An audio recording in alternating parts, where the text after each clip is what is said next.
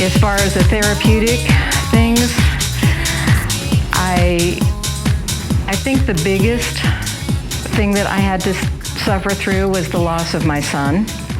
He was handicapped, mildly handicapped, and he always needed special attention. I spent a lot of time in school with him, and we knew that he had congestive heart failure, and we knew we would lose him, but he outlived what most doctors thought he was going to live. He passed away in 2008 at 32 years old. Today is his birthday. And so I honor this talk to the therapeutic uses of art that helped me recover from losing him. Not that you ever recover from losing a child, but I do remember the happy times now. I remember the fun. I remember the laughter and how cute he was as a chubby little fat boy. Timothy Paul. And he was the chubbiest, cutest little baby. And he was my second child, but my first boy. And I will always miss him, but I have wonderful memories. When I knew that I would probably lose him, I spent as much time as I could with him. And we did a lot of laughing and a lot of eating together and a lot of fun. So this is kind of an honor to him. So if you guys have any questions or would like to share anything that your art has done for you therapeutically, I open the floor. I also have a certificate in art,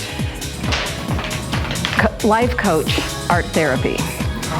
So it was a nice little course that it taught me some things that you can do to help people get through some of their difficult times. But you can look at the things I have here. Does anyone want to share anything or ask a question? Yes, Chris. Daniel. Daniel? Daniel. Why did I think Chris? It's okay, that's my husband.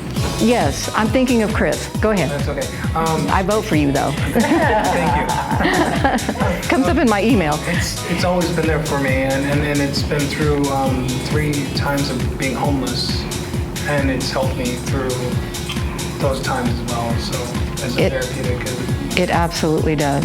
Yeah. Yes, and I was close to being homeless several times in 2000. Had to move without knowing where I was going to go. Right. I did have good friends that let me sleep on their couch. So that was pretty traumatic too. But I'm glad you made it through. I'm glad you're here. And yes, it's true. And you did a teaching here at Veterans just recently on bubble painting. I saw the pictures of it. That was fabulous. Anyone else? Yes. I think it just puts you in another world because if you think that whatever you might be going through and you can't concentrate on anything, but if you have a craft, it just makes you concentrate harder than you ever think you could. And you forget everything else. You do, and it's just wonderful. Cool. Except for making clothes. I didn't like sewing, but I'm a quilter and a crafter with the sewing. I can do quilting, but I do sewing, but it's like I need therapy when I'm done. Or during. Gardening's kind of the same way. It all dies. Oh, I love gardening, but it all dies.